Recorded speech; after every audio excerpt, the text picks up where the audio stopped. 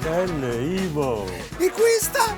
Questa è la colonna sonora dei nostri viaggi, tra paesaggi magnifici e storie incredibili. Pronto? Prontissimo! Via!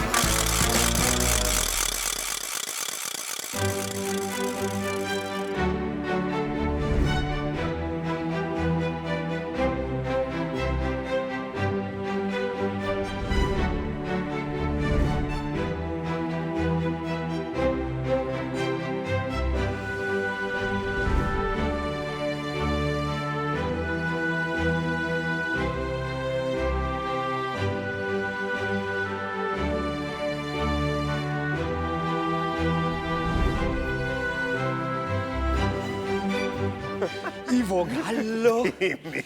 Lele Marcassa! Sei contento? Contentissimo! Dove mi hai portato quest'oggi? Nella bellissima città di Pordenone, chiamata anche Urbs Picta. Infatti stiamo percorrendo il viale principale. Se noti, i palazzi che si affacciano sono splendenti e soprattutto affrescati in tempi antichi. So che questo luogo a te è molto caro. Perché? Ho passato molti momenti felici nella mia giovinezza qui a Pordenone, anche frequentando i raduni e le feste legate al modernismo. Ma ti racconterò più tardi qualcosa. Ok, sono molto curioso. Copriamo questa città? Andiamo! Via!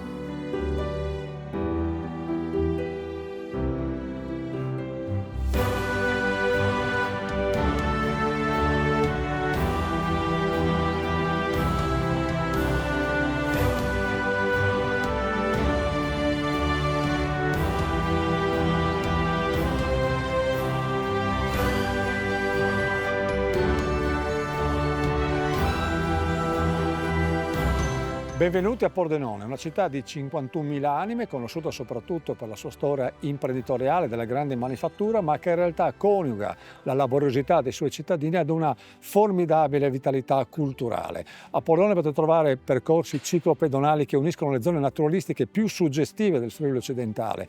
Troverete 1 milione di aree di metri quadrati verdi, troverete aree attrezzate per poter passare i vostri pomeriggi, ma soprattutto troverete 2 cose uniche nell'intero Friuli Venezia Giulia, e cioè moltissimi festival musicali e culturali, Pordenone Legge, Pordenone Pensa, Dedicatesis, le giornate internazionali del cinema muto, Cinema Zero, la giornata dell'inchiesta, e l'elenco potrebbe continuare, una vastissima offerta di iniziative musicali, ex Convento Live, il Music in Village, il Blues Festival, Jazz Festival, e chi più ne ha più ne metta. Ma soprattutto un'altra cosa, come tradizione di queste terre si lavora, poi ovviamente si va a sentire anche il concerto, le conferenze, le iniziative culturali, il Teatro Verdi, ma qui si mangia e si beve benissimo. Tant'è vero che qui vicino c'è Rauscedo, che è la capitale mondiale del barbatelle, cioè voi potete bere tutto il vino del mondo, dalla Nuova Zelanda al Cile, ma sappiate che le radici del vino nascono qui.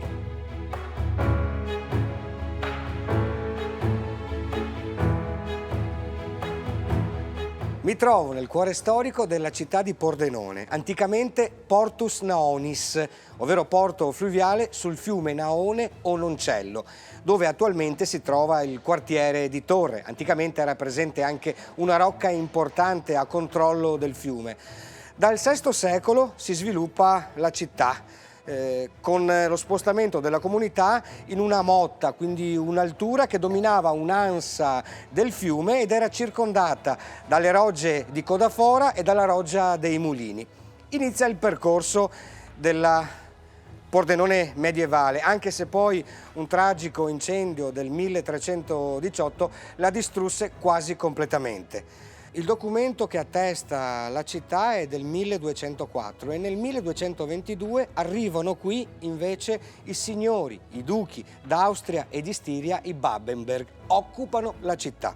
Un tempo divenne anche un feudo longobardo, per poi entrare invece nella Marca del Friuli, finché arriva Ottocaro, signore di Boemia, che occupa la città nel 1270 e si nomina Dominus. Venezia fatica ad occupare, durante l'espansione dello Stato da terra, quest'area del Friuli Venezia Giulia. ci riesce definitivamente nel 1514 grazie all'impresa di Bartolomeo d'Alviano e poi Venezia rimarrà qui per circa 2 secoli e mezzo. Negli anni 60 la città conosce uno sviluppo economico senza precedenti che poi si riflette anche nel mondo culturale e sociale, questo grazie all'arrivo delle industrie Zanussi. Molte sottoculture negli anni 60, 70 e 80 si sono sviluppate e radicate in questa città e mi piace chiudere questo mio breve intervento ricordando uno slogan che era tanto caro ed è ancora caro ai modernisti di questa città, che è Moving and Learning.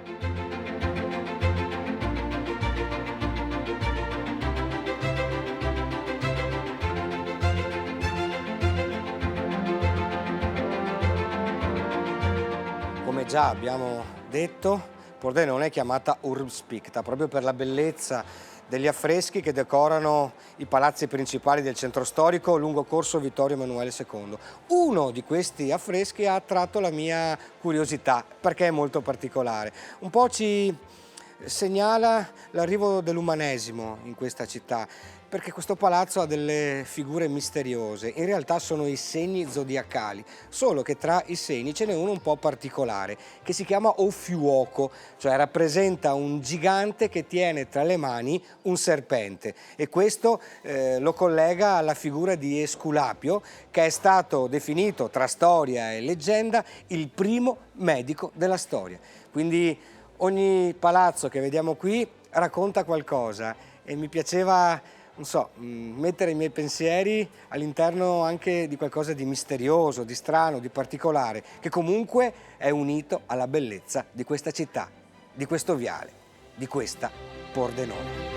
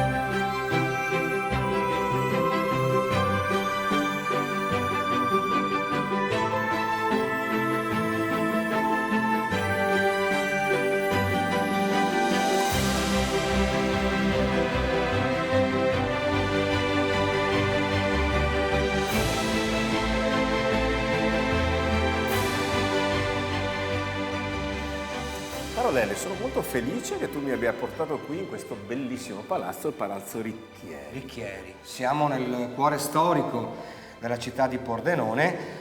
Questo è uno dei palazzi più antichi e più belli della città, che adesso ospita il Museo Civico d'Arte, però al piano terra, dove siamo adesso, c'è una mostra temporanea. Una mostra che raccoglie una piccola parte della collezione Galvani. Ti ricordi l'azienda? Sì, a me è cara questa azienda, anche se di recente ho scoperto di recente che il simbolo, il logo di questa azienda storica è proprio il gallo andante, quindi il gallo che va.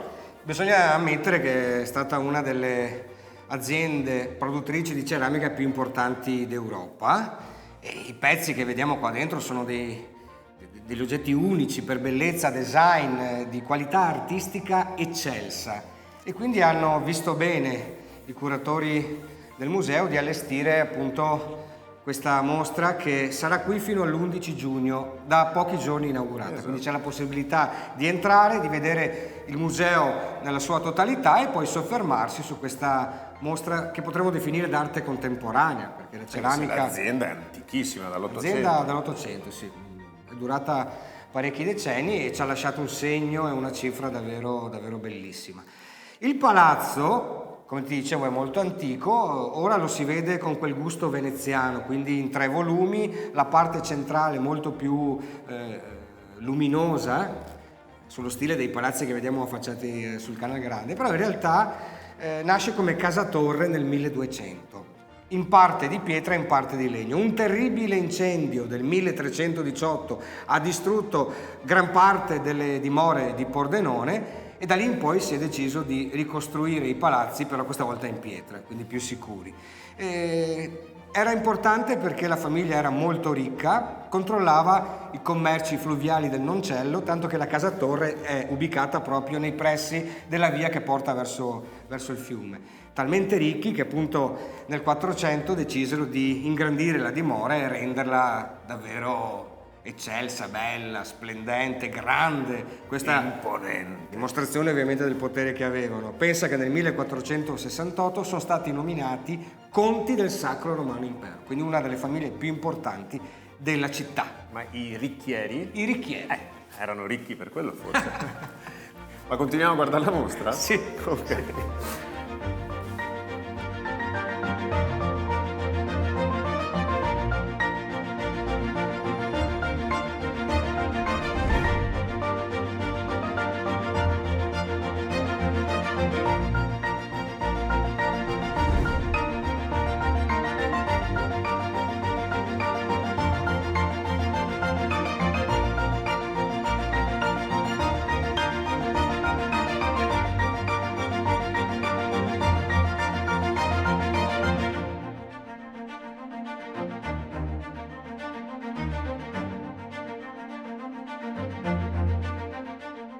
Abbiamo due nuclei fondamentali, uno dedicato a Giovanni Antonio De Sacchis, detto il Pordenone, il massimo artista friulano del Rinascimento, di cui consiglio in particolare di venire per ammirare la Pala di San Gottardo, realizzata per l'altar maggiore dell'omonima chiesa, e l'altro artista pordenonese di spicco è Grigoletti, artista dell'Ottocento, di cui ricordiamo in particolare il meraviglioso dipinto nel quale ritrae la famiglia Petic.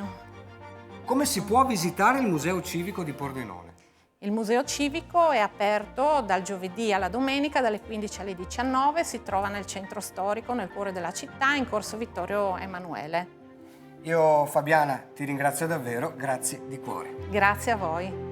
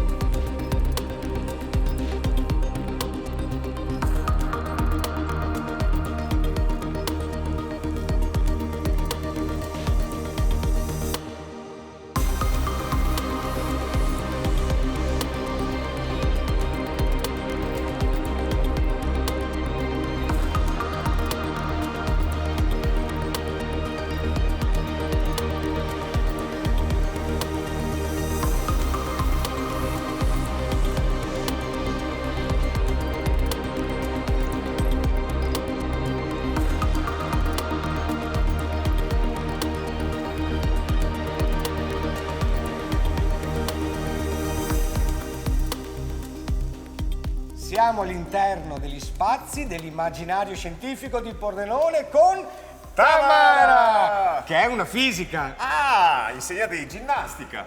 Ivo, fisica. Scherzavo, Tamara, stavamo scherzando, anzi stava scherzando. All'interno di questo luogo ci sono dei percorsi divulgativi legati alla scienza e alla fisica. Cosa accade qua dentro? Allora, questo intanto è un science center, quindi è un museo dove la gente può sperimentare direttamente. Ci sono delle postazioni interattive che vengono chiamate exhibit and zone e i visitatori si avvicinano a questi exhibit and zone guidati dalla loro curiosità e provano a sperimentare. E sperimentando possono scoprire alcuni principi della fisica, come per esempio la propagazione delle onde sonore, la propagazione delle onde luminose, oppure come si muove, come funziona la gravità, un abisso gravitazionale e così via. Un abisso gravitazionale, tipo Un il abisso buco nero? No. Tipo il buco nero, esatto. Bravo, sei preparato. E quindi lo vedo un luogo molto amato dai più piccoli, immagino, perché giocando imparano, o Esatto, sbaglio? questa è proprio l'idea, giocando si può imparare, la scienza è anche divertente. In realtà è un posto dedicato a tutti. A noi piace dire che questo è un museo dedicato alle persone dai 3 ai 99 anni. Generalmente le famiglie si avvicinano portando con l'idea di portare i bambini, ma poi vediamo che gli adulti si divertono e possono scoprire delle cose nuove. Io direi di provare qualche principio della scienza e della fisica, visto che siamo qua con Più di Tamara. qualche principio. Quindi andiamo a... Fare ginnastica. Io no. Vabbè. Tamara porta pazienza, non è cattivo. Senti, per usufruire, per visitare questo luogo, hai alcuni riferimenti? Sì, allora il museo è aperto sempre tutte le domeniche dalle 10 alle 18 ed è possibile accedere liberamente senza prenotare, mentre durante la settimana dal lunedì al venerdì siamo aperti su prenotazione. Grazie davvero, grazie di cuore. Grazie a voi.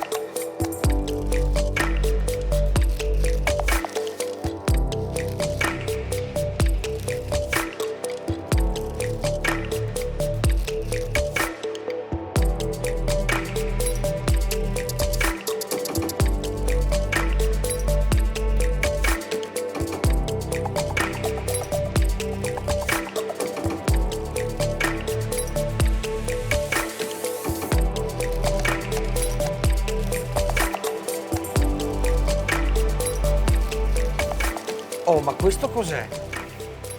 Boh. Alle nostre spalle si trova un'opera architettonica molto importante per la città, appena restaurata. È un campanile straordinario di questa chiesa dedicata a San Giorgio. C'è il vostro intervento. Cosa è successo? È successo, come accade spesso alla nostra banca, di essere interpellati per sostenere attività di recupero e di restauro. Noi di fronte a queste non ci tiriamo mai indietro perché sappiamo che sono patrimonio delle comunità e quindi vanno valorizzate. Dove si può intervenire, interveniamo. Non è il primo che facciamo, anzi Certo. ne abbiamo fatti diversi, e questo in particolare perché è un campanile storico, anomalo per certi aspetti rispetto a tanti campanili, e ricorda San Giorgio. Io ricordo che è anche il patrono degli scout San Giorgio, e quindi è stato veramente un piacere poter partecipare come istituto di credito.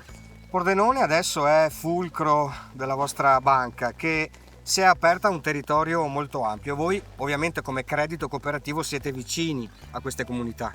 La nostra banca in questi anni si è espansa. Pensate che abbiamo filiali che vanno praticamente da Mestre fino a Codroipo e da Maniago fino al Cavallino Tre Porti, quindi tutto lungo il litorale. Questo proprio per essere vicini ai nostri clienti e ai nostri soci, e quindi non possiamo far mancare il nostro intervento in questo territorio che è, ripeto, in forte crescita. La vostra banca ha una visione quindi per il prossimo futuro, Presidente? Ma certamente, perché questo territorio si è aperto, è diventato il fulcro di una crescita importante che è travalicato, diciamo, anche in territorio veneto, e noi vogliamo essere altrettanto, cioè noi vogliamo essere una banca, e lo siamo stati perché abbiamo fatto un'aggregazione 3 anni fa con una banca veneta e siamo stati i primi in assoluto a fare un'operazione di questo genere. Quindi non abbiamo problemi a dire dobbiamo difendere assolutamente il nostro piccolo spazio. No, dobbiamo allargarci e dobbiamo essere presenti per farlo crescere di più il territorio. Quello che ci compete come banca di credito cooperativo, quello di essere vicino agli ultimi, e lo abbiamo fatto dando credito soprattutto alle famiglie e a quanti avevano necessità di sostenere la famiglia. E questo vi fa onore, Presidente, io ti ringrazio. Continuate a credere nella vostra terra, a farla crescere e a unire le genti. Grazie davvero. Grazie a voi, grazie a voi.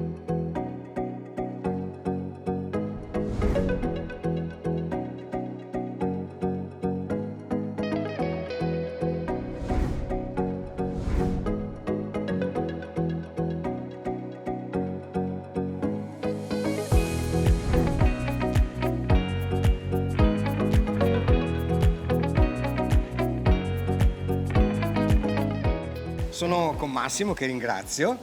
Ci sono molti progetti che avete in corso d'opera, ma uno a cui credi particolarmente, qual è?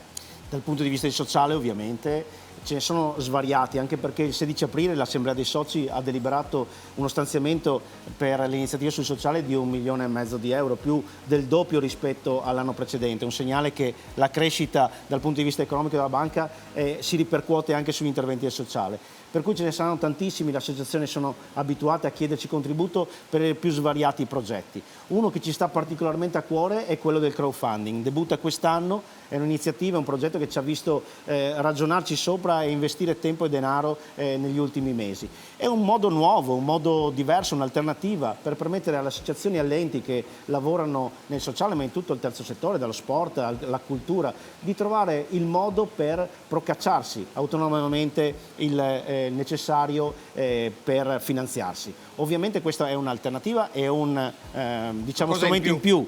Non vuole essere una sostituzione dell'opera che la banca fa da anni ormai di erogazione dei contributi. Ecco, la banca continuerà a erogarli, in più darà anche questo servizio, a cui crediamo molto e abbiamo avuto già risposte dal territorio veramente interessanti. Fantastico, Massimo, ti ringrazio. Grazie a te. Avanti tutta. Benvenuti a Pordenone e ci vediamo alla prossima. Grazie, grazie.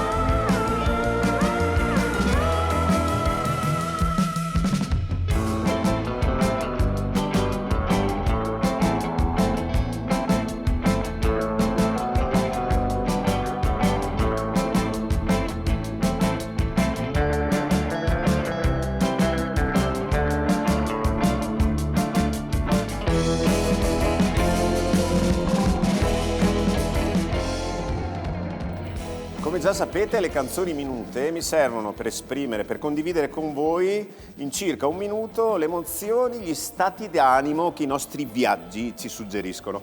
Oggi mi sono immaginato il fumettista che con la sua matita e il suo pezzo di carta entra nel suo mondo fantastico.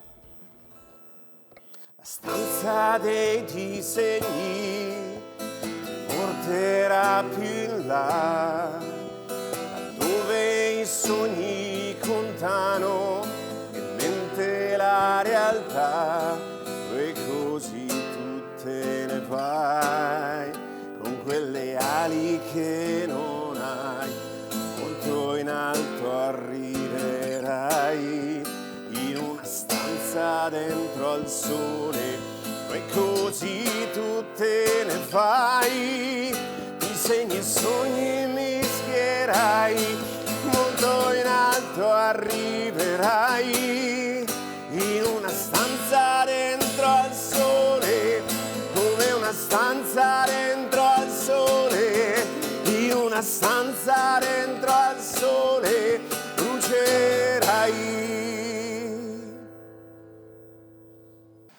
È un grande onore essere con un maestro, con un artista importante, riconosciuto a livello internazionale, che è Giulio De Vita. In questo caso siamo all'interno di uno spazio prezioso per l'Italia tutta, perché è un museo straordinario, e Giulio è il direttore artistico del PAF. Cosa si trova qui, Giulio? Il PAF è il Tempio del Fumetto, è un posto innovativo, nuovissimo, siamo nati nel 2018, dove realizziamo un sacco di attività, no? Dalle mostre temporanee alle mostre permanenti, ad attività didattiche, di formazione, insomma tante cose, un contenitore innovativo che ci permette anche di reinventare proprio il concetto di museo, utilizzando il fumetto come strumento di divulgazione culturale. Poi avete operato un gran lavoro anche a livello strutturale. Questa era una preziosa villa della famiglia Galvani, sì, storico opificio pordenonese.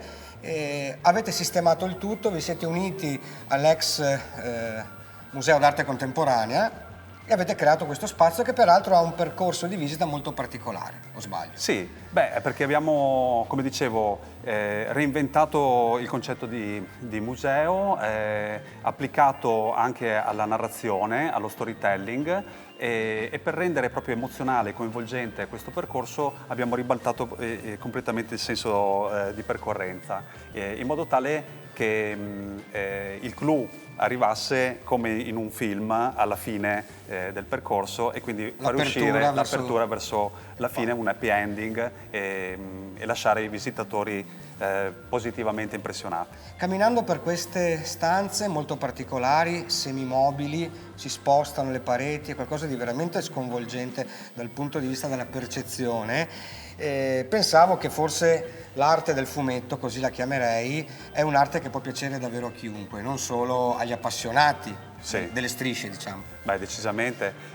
Intanto è una disciplina talmente variegata che è molto dinamica e per questo noi vogliamo essere un museo dinamico, perché segue un po' tutte le tendenze che il fumetto propone.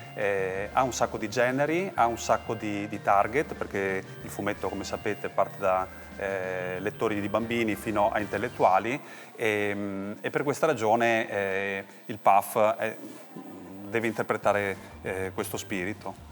E c'è una sezione che ti sta particolarmente a cuore del PAF. Adesso non voglio obbligarti a decidere, a scegliere qualcosa, però mi viene in mente che c'è anche un'umanità dentro di te, oltre che una mano che disegna perfettamente. Sì, essendo anch'io fumettista e avendo poi toccato un po' tutti i generi, la cosa che mi appassiona di più è la bande dessinée, perché la bande dessinée è l'industria attualmente, che sarebbe il fumetto francese, è il fumetto che è più divulgato, più conosciuto al mondo, il più prezioso, è quello che dà anche più valore agli autori e all'arte che c'è dietro. Mi viene in mente Tintin, per esempio. Sì, è meraviglioso. Siamo al top. Sì. Caro Giulio, so che oltre al museo permanente, ogni tanto arrivano anche delle temporanee di artisti importanti. Sì. C'è qualcosa in previsione? Tantissime cose, però non le posso svelare adesso. Vi invito a seguirci sul sito del PAF, paf.it, dove ci sono sempre tutti gli aggiornamenti con le tantissime attività che facciamo. Ce lo fai un piccolo regalo? Ma volentieri. Grazie Giulio, grazie.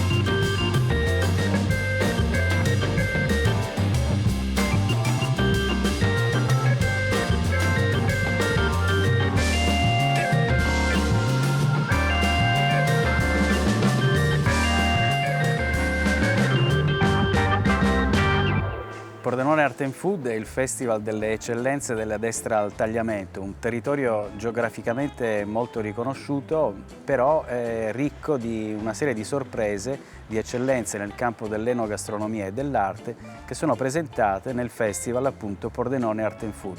Si terrà a Pordenone dal 13 al 15 ottobre 2023 e ci sarà spazio per campioni mondiali della pasticceria, degustazioni di vini e anche conoscenza degli chef del territorio con i prodotti del Friuli Venezia Giulia. Sarà una grande festa per la città, nei palazzi nobili della città, ma anche per le strade, con laboratori di pasticceria per i bambini, di cioccolateria per i bambini e una serie di iniziative che porranno al centro dell'attenzione l'eccellenza dell'enogastronomia appunto del territorio della destra Tagliamento.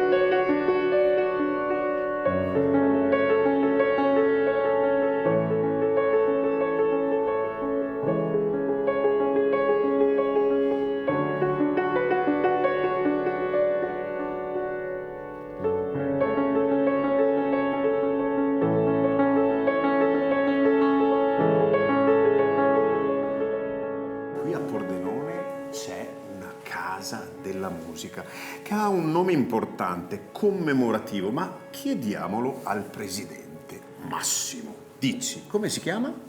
La Casa della Musica è stata intitolata a Elisabetta Emeglio, un'importante musicista pordenonese, ma la cui fama è andata a livello nazionale, direi anche internazionale. In questa scuola ci sono molti allievi, ma so che avete un occhio di riguardo anche per i più giovani.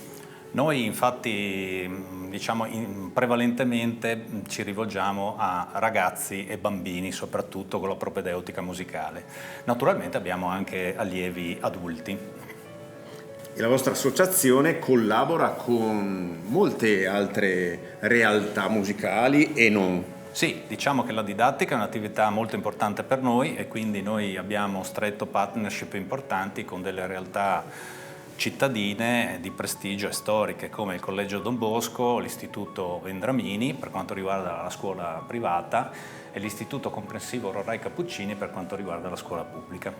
Caro Presidente Massimo, alle vostre spalle ci sono delle foto abbastanza particolari, spiegacele.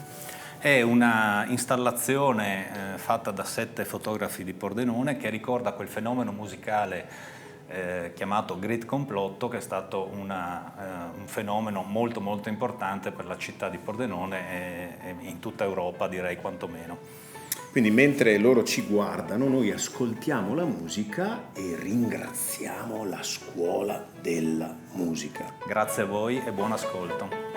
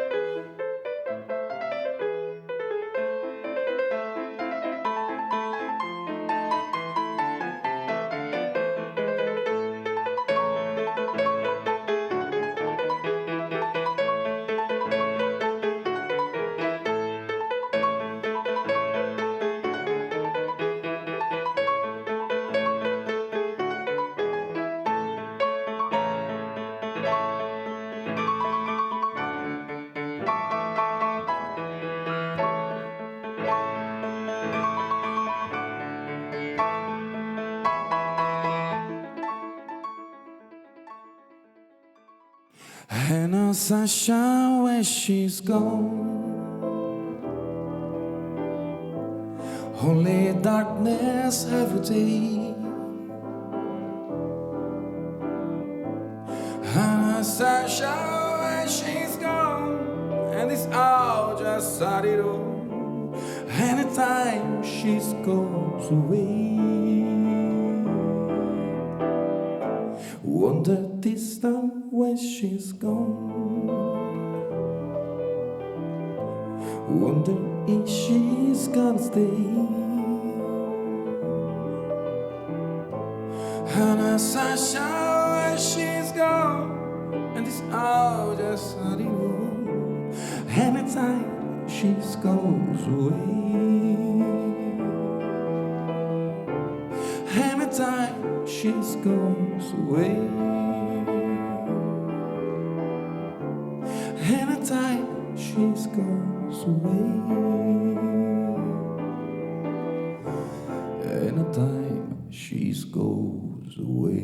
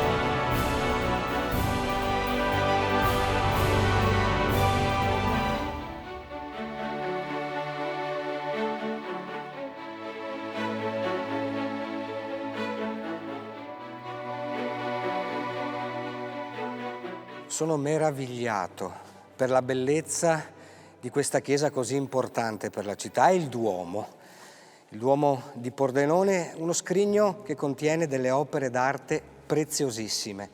Entrando si nota la luminosità di queste pareti imponenti. Pensate che la chiesa è stata edificata nel 1278 con molti interventi successivi. Ad esempio, la facciata è frutto di una sistemazione incompleta del XVIII secolo su progetto di Francesco Lazzaris, mentre il portale d'ingresso è scolpito dal grande Giovanni Antonio Pilacorte. La chiesa ebbe molte modifiche nel corso della sua storia. Pensate che nel XVI secolo vengono ricavate delle cappelle laterali e poi ci fu un grande ampliamento nel XVIII secolo. Su tutte spicca la cappella Montereale Mantica, con i bellissimi affreschi di Maria Giovanni Zaffoni e la stupenda fuga d'Egitto di Pomponio Amalteo. Ora entriamo per un attimo in una cappella che contiene un meraviglioso battistero.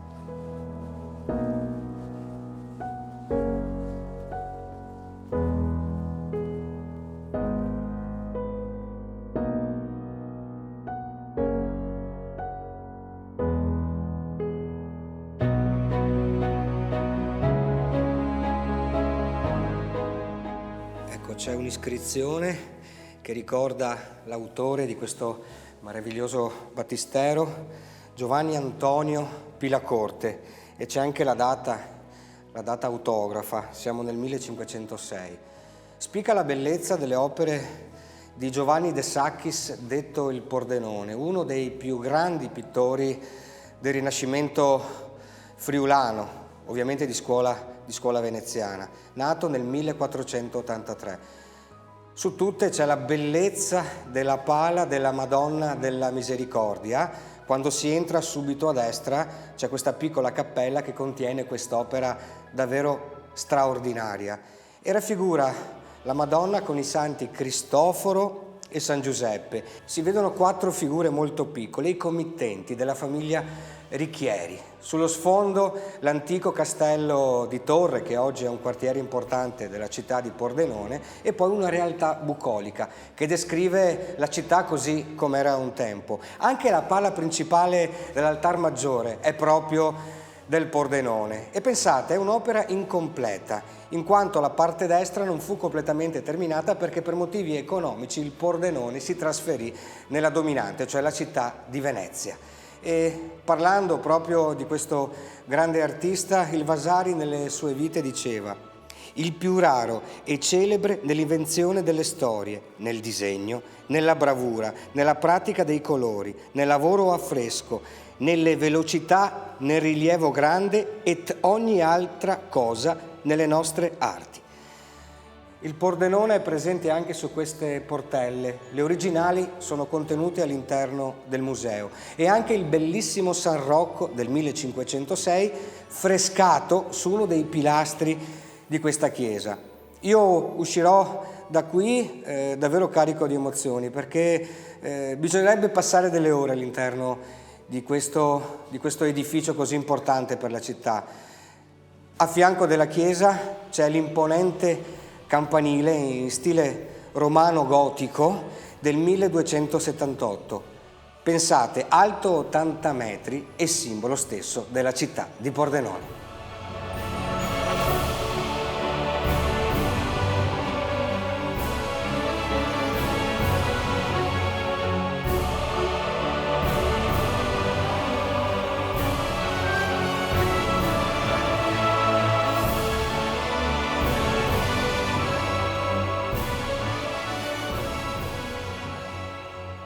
Gli alberi vanno ascoltati, sentiti, ma dagli alberi bisogna anche prendere esempio.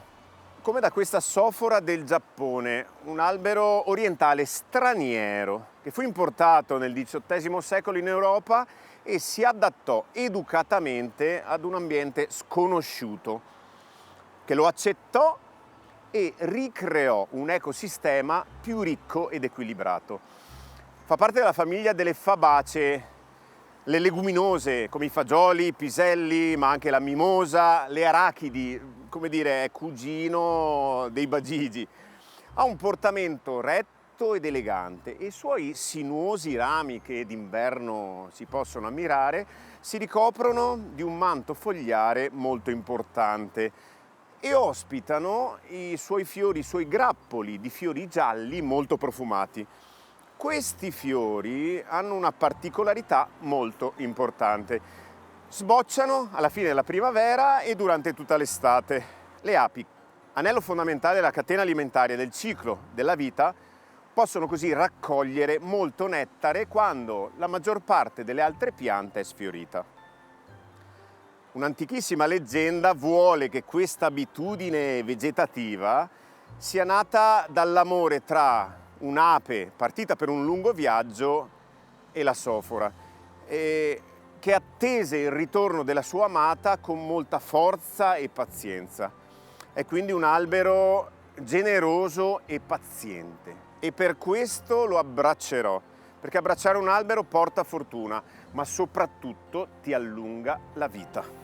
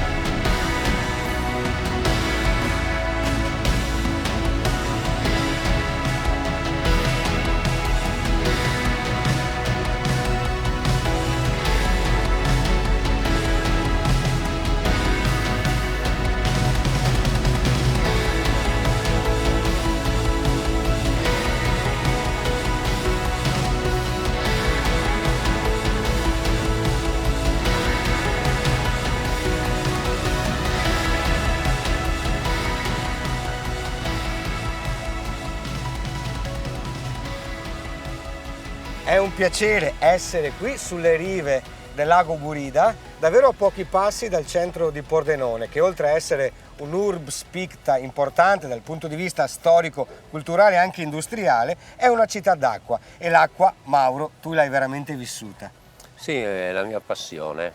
Dal 76 è l'anno che frequentando l'ISEF a Milano, tra le varie discipline che venivano proposte dall'Istituto Superiore di Educazione Fisica, c'era anche la canoa e da lì è cominciata l'avventura. Sì. Che ha avuto anche dei successi notevoli, diciamolo. Perché... Sono stato fortunato sicuramente, innanzitutto perché me l'hanno lasciato fare, mia moglie in primis, perché comunque farlo ad alto livello significa girare il mondo, sacrificarsi ovviamente. Sì.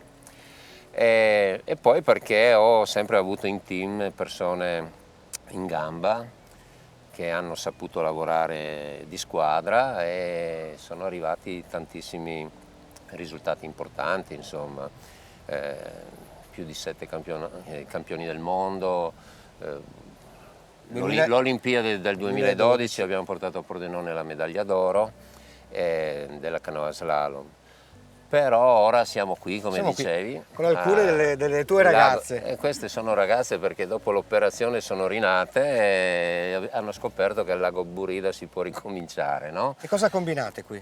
Qua intanto loro vengono perché quando ti diagnosticano un carcinoma mammario non è una cosa tanto piacevole, insomma. Certo. Per cui chi sta male tende a chiudersi, tende a stare a casa, tende a difendersi senza fare e noi proponiamo invece di reagire, di fare, perché il fare sicuramente ti fa interagire con altre persone, ma soprattutto va ad abbattere la casualità con cui possono insorgere poi altre problematiche. Certo. Chi sta a casa sta fermo, ingrassa, colesterolo, diabete, male alle ginocchia, male alle anche, quindi l'attività fisica è sicuramente da riprendere dopo un'operazione di questo tipo e quella sull'acqua è la mia specialità, è il mio punto di forza, per cui dal 2016, dopo le Olimpiadi di Rio, chiusa la carriera con la Federazione Italiana Canoa Kayak, con le squadre olimpiche, è arrivato il momento di restituire sul territorio tutta la fortuna che ho avuto in carriera agonistica. È uno dei progetti a cui tengo di più, insieme all'Andos di Pordenone e al Centro Nazionale Sportivo Libertas, è proprio il Drago Rosa Burida. Ringrazio voi che siete qui con noi quest'oggi, che ci avete donato un po' del vostro tempo, ringrazio Mauro e vi ringrazio perché quello che fate alimenta speranze, alimenta aiuto ed è un modo di condividere ciò che è successo con il sorriso che ci proietta verso il futuro. A voi tutte e a Mauro grazie di cuore. Grazie.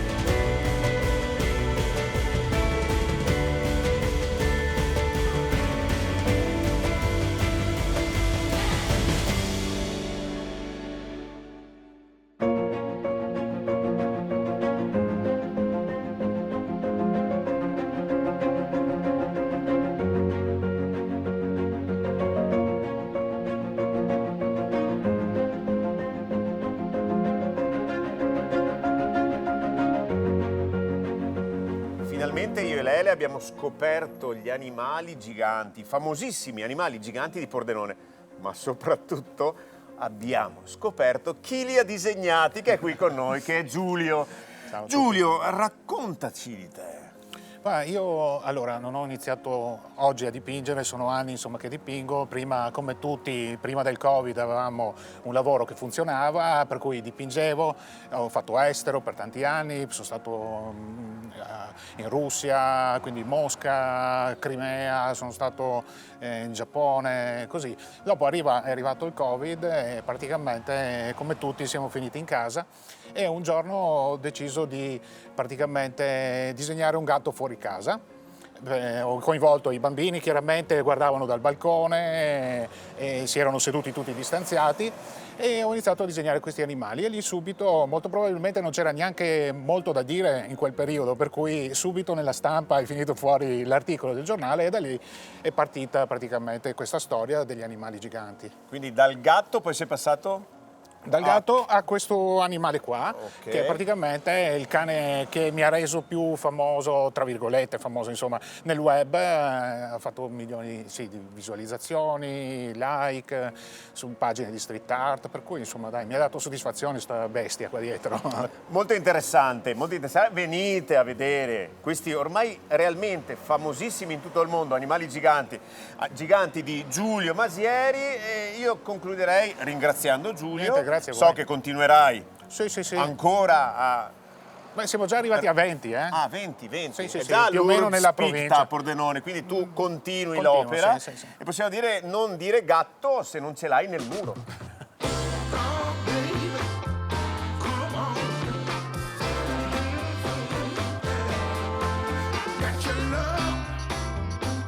È in questo viaggio ho ben pensato di ricordare tempi andati, di quando insieme ad altri amici della mia città si arrivava a Pordenone a unirsi alla scena mod molto presente in questa città, presente a Pordenone, a Torino, a Roma e Milano.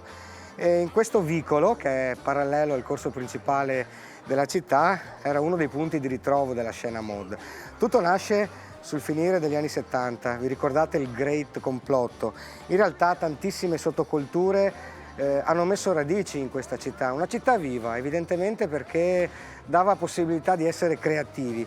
Pensate che con l'arrivo della grande industria Pordenone venne definita la piccola Londra e qui le sottoculture provenienti dall'Inghilterra hanno trovato terreno fertile e quindi non solo il punk ma anche altre realtà come appunto il modernismo, che prendeva ispirazione dallo stile che arrivava dalla Gran Bretagna, da Londra, e si ascoltava la musica soul, R&B, la musica in levare giamaicana, quindi prima l'original ska e poi dal 79 ci fu un revival pazzesco di questo mondo, di questa cultura e si scatenò qui a Pordenone davvero un momento storico in cui nascevano tantissimi gruppi legati al sistema two-tone, quindi allo ska rivisto attraverso anche l'uso di chitarre elettriche.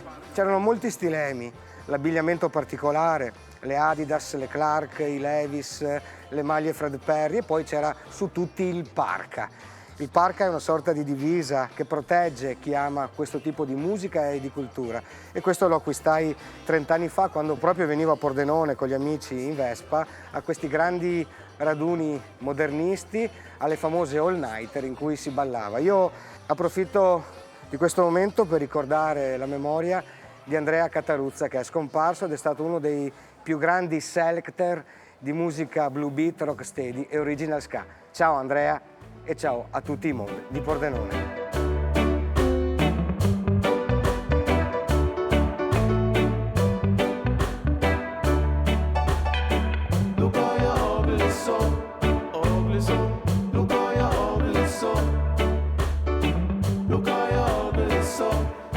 Ivo Gallo di Milele Marcassa.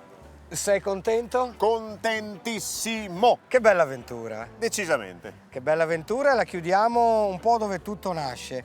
Qui siamo in riva al Noncello, il fiume che fondamentalmente è stato madre di questa importante città, che è un po' più alta rispetto alla linea fluviale. Su questa collinetta, come raccontammo durante questo nostro viaggio, davvero carico di emozioni sincere. Oltre che arte, cultura, tanta bella gente, esperienze sociali importanti e poi queste realtà museali che ripercorrono una storia davvero unica, non solo per la regione Friuli, Venezia Giulia, ma per tutto il nord Italia. Pordenone davvero magica. Io vorrei chiudere con delle parole, se sei d'accordo, di Pierpaolo Pasolini, che ha sempre avuto il Friuli nel cuore. Con te sono sempre d'accordo. E c'è questa piccola esperienza che mette su carta che un po' ci racconta la vicinanza che c'è tra queste regioni, il Veneto e appunto il Friuli Venezia Giulia. E dice: chi parte da Venezia, dopo un viaggio di 2 ore, giunge al limite del Veneto e per dissolvenza entra nel Friuli. Il paesaggio non sembra mutare, ma se il viaggiatore è sottile, qualcosa annusa nell'aria. È cessata sulla Livenza la campagna dipinta da Palma il Vecchio e da Cima. Le montagne si sono scostate a nord e appiattite a colorare il cielo di un viola secco, con vene di ghiaioni e nero di boschi appena percettibile contro il gran velame. E il primo Friuli è tutto pianura e cielo. Noi chiudiamo questa avventura da Ivo Gallo, ma soprattutto da Lele Marcassa. È davvero tutto. Se vorrete ci vediamo ancora la prossima settimana. Ciao a tutti e grazie. A Pordenone a batterci le mani, a mettere le bandiere sui balconi. Sono arrivati i re dei ciarlatani, i veri quinti sopra il carrozzone. Venite tutti in piazza fra 2 ore, vi riempirete gli occhi di parole, la gola di